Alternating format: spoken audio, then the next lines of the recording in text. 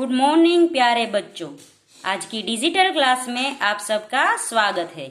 यदि आपको मेरे वीडियो के नोटिफिकेशन ना मिले तो आप YouTube में मेरी चैनल सर्च करके चैनल में मेरे वीडियोस देख सकते हैं। तो बच्चों, पिछले वीडियो में हमने सीखा था हिंदी कक्षा 8 का पाठ नंबर 5 सवाल बाल मन के जवाब डॉक्टर कलाम के। इस पाठ का हमने अभ्यास सीखा था। इस वीडियो में हम इस पाठ का स्वाध्याय सीखेंगे। स्वाध्याय में सबसे पहले है प्रश्नों के उत्तर दीजिए। तो पहला प्रश्न है, पढ़े हुए से देखा हुआ ज्यादा याद रह जाता है, क्यों?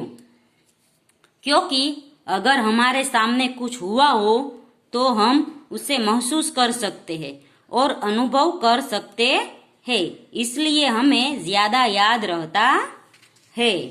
दूसरा प्रश्न है, भाषा के विषय में डॉक्टर कलाम ने क्या बताया? तो डॉक्टर कलाम ने भाषा के विषय में बताया है कि हम कॉलेज में भी माध्यम के रूप में मातृभाषा का चुनाव कर सकते हैं, क्योंकि युवा अपनी मातृभाषा में ही सोचता है, उसी में अपनी बात सहजता से कहने को सक्षम होता है।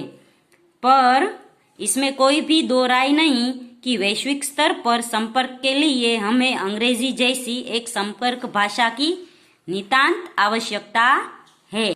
तो हमें है वो एक मातृभाषा सीखनी चाहिए, फिर राष्ट्रभाषा हिंदी सीखनी चाहिए और वैश्विक स्तर पर की भाषा है वो अंग्रेजी, वो भी सीखनी चाहिए। फिर है तीसरा प्रश्न, चिराग जैन ने डॉक्टर कलाम से क्या पूछा?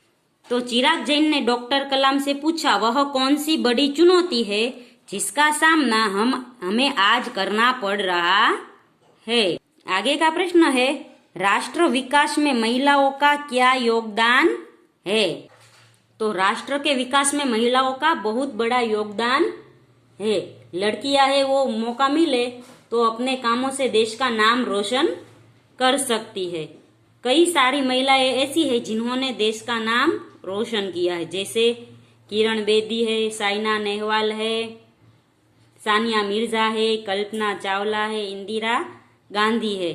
इसलिए हमें है वो पुरुषों के बराबर महिलाओं को भी है वो स्थान देना चाहिए। पुरुषों को जितनी है प्रतिशत नौकरियों में लगाते हैं, उसी तरह है वो महिलाओं को भी उतना ही प्रतिशत नौकरी देनी चाहिए। हमारी देश की सभी सेना की पाखों में, जैसे जल सेना, वायु सेना, थल सेना, सभी में महिलाओं का भी योगदान बहुत है। तो महिलाओं को भी उसमें है वो रखना चाहिए। महिलाएं है वो देश को आगे बढ़ाएगी और जब उसे हम मौका देंगे कि वो अपने आप को साबित करे, तो वो अपने आप को साबित करके हमारे देश का नाम रोशन करेगी और हमारे राष्ट्र का भी विकास करेगी। अगला प्रश्न है, किसी भी देश के लिए सेना का क्या महत्व है? तो किसी भी देश के लिए सेना का बहुत बड़ा महत्व है। किसी भी देश के लिए सेना का बहुत बड़ा महत्व है। जिस देश की जल सेना, थल सेना और वायु सेना सशक्त हो, उस देश का कोई कुछ बिगाड़ नहीं सकता। हमारी सेना यदि शक्तिशाली है तो हमें किसी भी देश का सामना करना पड़े, हम कर सकते हैं। दूसरा देश हमें कभी युद्ध के लिए चुनौती नहीं दे सकता।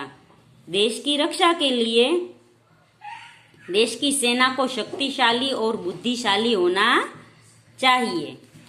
अगला प्रश्न है, मुहावरों का अर्थ देकर वाक्य में प्रयोग कीजिए। तो सबसे जो पहला है, जी तोड़ मेहनत करना, यानी बहुत मेहनत करना। तो इससे हम वाक्य बनाएंगे कि राधा ने 10वीं कक्षा पास करने के लिए जी तोड़ मेहनत की। दूसरा है महारत हासिल करना, यानी निपुणता प्राप्त करना। तो विवेक है वो कार्य करते करते उस कार्य में उसने महारत हासिल कर ली। तो बच्चों, ये दोनों मुहावरों से मैंने वाक्य बनाए हैं, आप भी वाक्य बना सकते हैं। फिर आगे है, रूपरेखा के आधार पर कहानी लिखिए। तो पहला है, एक ब्राह्मण स्त्री। यहाँ पे जो भी हमने मुद्दे दिए गए हैं, इसको एक कहानी का रूप हमें देना है।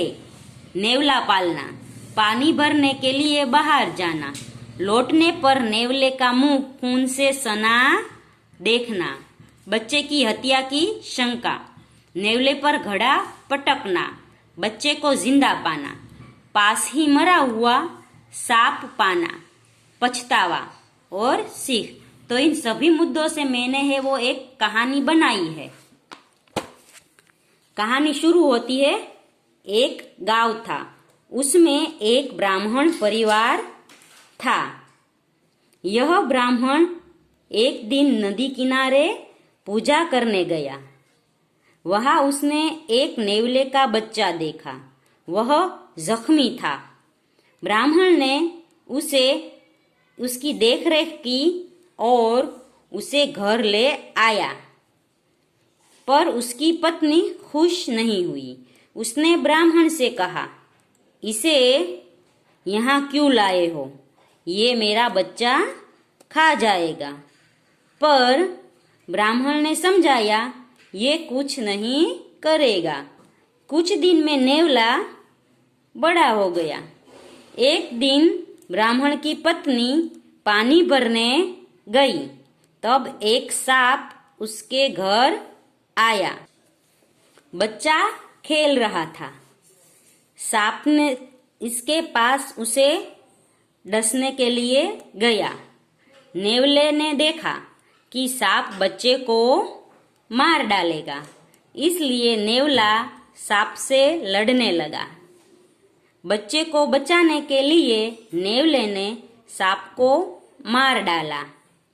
पानी भरने के लिए गई पत्नी जब वापस आई तो उसने देखा कि नेवले का मुंह खून से सना हुआ है, मतलब कि खून से भरा हुआ है। पत्नी को लगा कि नेवले ने उसके बच्चे को मार डाला है। गुस्से में पत्नी ने नेवले पर घड़ा फेंका। नेवला वही मर गया। बाद में अंदर जाकर पत्नी ने देखा तो बच्चा जिंदा था। पास ही मरा हुआ सांप पड़ा था। पत्नी को समझ आ गया कि नेवले ने बच्चे को बचाने के लिए सांप को मार डाला। पत्नी को बड़ा पछतावा हुआ। वह नेवले को हाथ में लेकर रोने लगी और माफी मांगने लगी। तो बच्चों, यहाँ पर है वो कहानी खत्म होती है। इस कहानी से हमें सीख मिलती है कि कोई भी काम करने से पहले हमें 10 बार सोच लेना चाहिए, क्योंकि बिना सोचे काम करने से पछतावा होता है यदि कुछ गलत हो गया तो। इसलिए हमें हमेशा सोच समझकर काम करना चाहिए। तो बच्चों, हमें है वो जीवन में भी कोई भी कार्य करने से पहले 10 बार सोच लेना चाहिए, बाद में कार्य करना चाहिए। आगे का प्रश्न है, मातृभाषा में अनुवाद कीजिए। और इसका अनुवाद है हमें हमारी मातृभाषा में करना है। हमें है वो इसका अनुवाद गुजराती में करेंगे।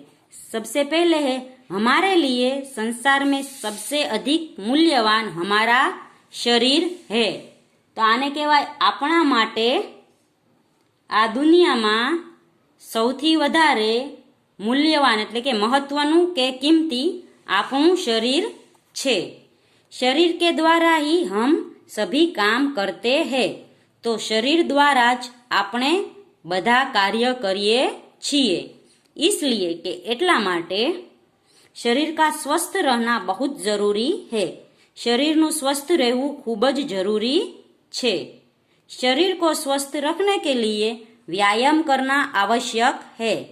तो शरीर में स्वस्थ રાખવા માટે व्यायाम એટલે કે कसरत करवी ખૂબ જ आवश्यक છે। व्यायाम करने से शरीर मजबूत और सुडौल बनता है। तो कसरत करवाથી शरीर मजबूत અને सुडौल એટલે કે सुंदर એટલે કે सारा बांधाનું बने छे। अंग अंग में स्फूर्ति आती है એટલે કે अंगे अंग में स्फूर्ति आवे छे। शरीर में आलस्य नहीं रहता। શરીરમાં આળસ નથી रहती। तो बालको आ छे मातृभाषा में अनुवाद कर्યું। यहाँ पर है वो इस पाठ का स्वाध्याय खत्म होता है। अगले वीडियो में हम इस पाठ की भाषा सज्जता सीखेंगे। तब तक के लिए गुड बाय, टेक केयर।